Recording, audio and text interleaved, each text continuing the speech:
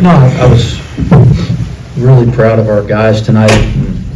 They've been so resilient. I think that's like the identity of this team, is their resilience. And shoot, it wasn't an easy couple days because we were frustrated with the way the game finished against West Virginia. I could tell these guys were hurt on Thursday night. And then we show up to practice yesterday, and, you know, Kerr couldn't go, and Tyler McKinley couldn't go, and, you know, we just dealt with so much of that kind of stuff. So just more adversity, and I thought they did a nice job of just finding the way tonight, and they played well. So I was proud of that, and the only other thing I said this to them in the locker room, you know, we had that moment there in the second half where they make a run, and, you know, we took some bad shots, empty possessions. They seem like they're just having their way offensively, and we didn't get frustrated, we didn't get tight, we just started defending, and our defense turned to offense, and we were able to push the lead out. So I thought that was a really important segment for these guys and showed a lot about their character, you know, how hard they're trying to do it right. Open up for questions. Was it just that you guys were looser today after everything that's happened? I mean, what more can happen?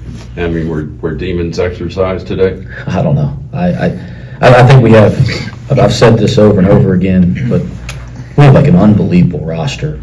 You know, it's just never it's never been all together in any stretch at any point, summer, fall. I mean, and I think you look down and like Jalen Celestine is now getting in game shape, and he's now playing minutes at the small forward position, which is his natural position, right? So you look out there and like you have a Big 12-5 out there positionally, and then you have a little depth off the bench, and I think good things are going to happen the more we get this whole roster intact. I mean, obviously we'll never have Haynes, but getting Sean back would be huge. And, you know, then like Sincere getting off the flu, he gave us some really quality minutes, and they dared him to shoot. He made a couple shots, and I thought Keyshawn Tillery gave us a lift. Hal Bean's getting better, so I think just getting a nucleus. We missed Tyler, missed Kerr, but it was good to see the guys kind of play together and play with some confidence tonight.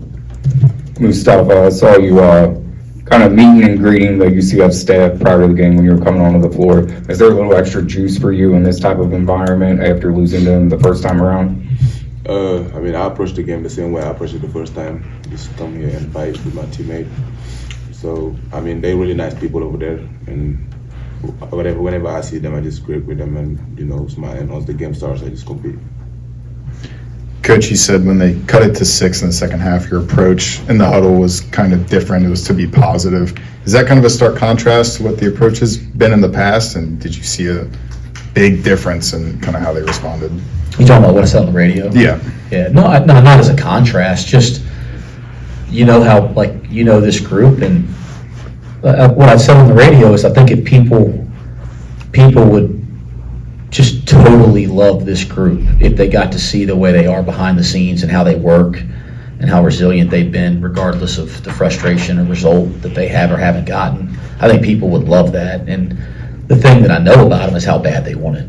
They want to be successful, and they're so close, right? Like so many times. So what I really referred to is I knew after the West Virginia game a couple nights ago when that happened, it was just really important to be positive with them as an entire staff. That doesn't mean we've been like crazy negative at any point in those situations before, but we were trying to be really positive and get these guys to have the right psyche and mentality. And then they did it. They went out, put together a couple great defensive possessions, and that turned into offense, and that's how you work through difficult sequences in college basketball games. Every Big 12 team goes through some tough stretches, and every Big 12 team, for the most part, is going to make a run every night. I mean, that's to be expected.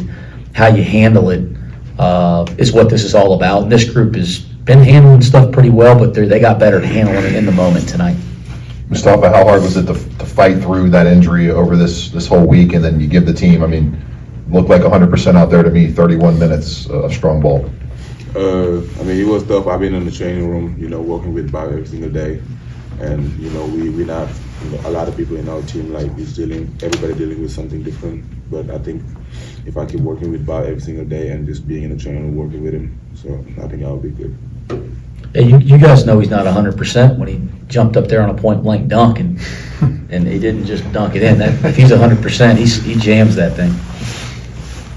Can I? Papa, what does 1,000 career points mean to you? I mean, it's a good accomplishment, but I mean, I feel like I've been in college long enough and affecting the game in a way where I've had a lot of good teammates throughout the way and coaches that have put me in great position, and it just ends up happening just with Tom. But I'm just happy we were able to get a win and just try to keep stacking them. Baba, Coach Miller talked about what he saw from his perspective on the bench, and when you guys responded, they get within 6. On the court, what did you think was the key for, making that response and putting the game away? I feel like we just came together as a group. As Coach said, I feel like we got a lot of resilient guys on the team, and we were able to just get together, make plays on both ends. Like our guards did a great job of getting stops in that moment, and we were able to convert and get some good shots in transition. What are you more impressed with, the 92 or holding the UCF scores pretty good? They averaged 83, so defensively what you did with them. I thought our defensive effort for stretches in the first half was excellent. I really liked the way we finished the half defensively.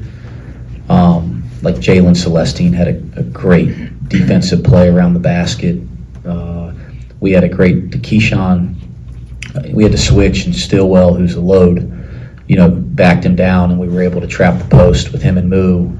We had a couple great defensive segments there to finish the half and help build a lead.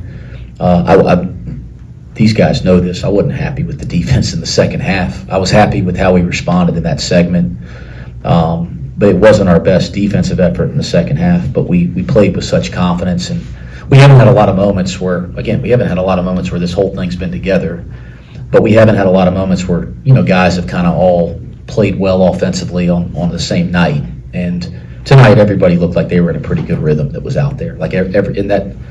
That's going to happen. It can happen more too. I don't think it's a fluke by any stretch because we have good offensive players.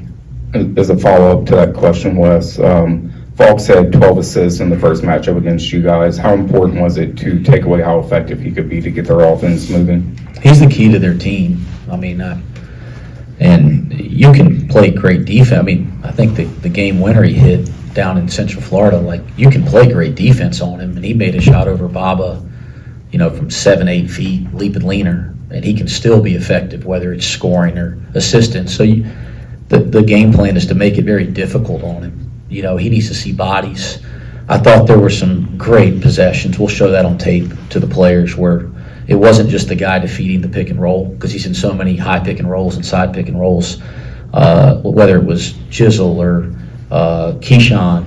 It wasn't just the guy defeating the pick and roll, but it was Moo in coverage was really good on some possessions tonight, and then the other 3 getting in the right spots to show him 5 bodies and 5 guys in a stance.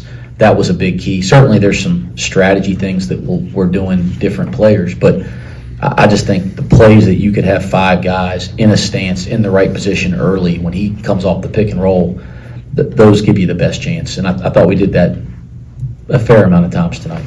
Wes, is there a particular reason Jordy Rodriguez hasn't broken into the rotation more often this season? Yeah, I think in fairness to Jordy, he was, you come in late, and Baba could speak to this, and you come from Europe, this is an adjustment. College basketball, even though Jordy's played at an extremely high level in Spain, the way our game's played, the way it's officiated, the style, it's an adjustment for everybody. So he went through that some early, and then he started to really turn a corner there. And I'd have to go back and look at the exact dates, but after 5 or 6 games, he started to really turn a corner in practice, maybe 7, 8. And we were trying to kind of move him into the rotation a little bit and give him some opportunity.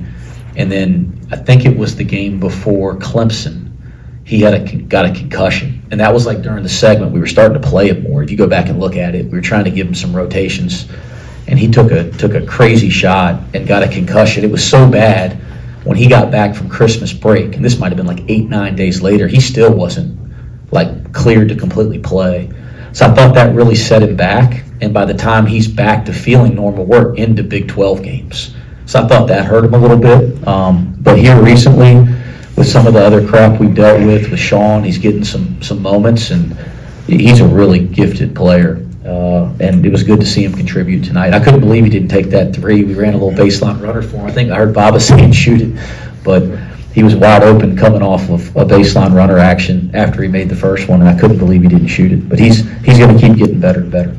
Another question or two, Keegan. You've kind of made reference to it with the guy's character, but what did it mean to you as these guys coach that at this point in the year, especially regarding how Thursday went, they just decided to show up and play how they played for the fans, the university, and their teammates? Yeah, I think the identity of this team is their resiliency. Like, I think people would be, if they got to really see it day to day, would be really proud that these guys wear the Cincinnati uniform by how they carry themselves and how they go about it. I was not worried about them wanting to come out and play the right. There's not been a game this year that they haven't come out with the right mentality to want to do it right. I was worried about the hangover effect, how disappointed they were Thursday. And in fairness, we talked about that on the practice court yesterday. I don't know how much talking it was, but we addressed that on the practice court, and I'm really proud of what these guys were able to do tonight. A 20-point win in the Big 12, that's something. That doesn't happen all the time. So I was proud of that. Proud of them. Last one, Scott. You're a point guard, so with guys like Kerr out and Buck out, has that helped in a way Keyshawn Tillery, who had some pretty good minutes for you? Yeah, Keyshawn's minutes in the first half were significant. I think everybody can, I said this on the radio, he's going to be an elite college guard. Elite. Like, I see Keyshawn Tillery in a Final Four one day. Like, because he's got leadership characteristics, he's got the competitive edge, and he's got all the ability. Going through this freshman year, like, he's learning on the fly, and he's becoming better at taking care of the ball. You know, he had a couple tonight. I think they only got him for one, but there's a couple plays tonight where the ball's loose. The more experience he gets, the more he keeps learning the college game, the better and better he's going to be. But his minutes in the first half were very impactful for our team, but on both sides. Thanks, guys.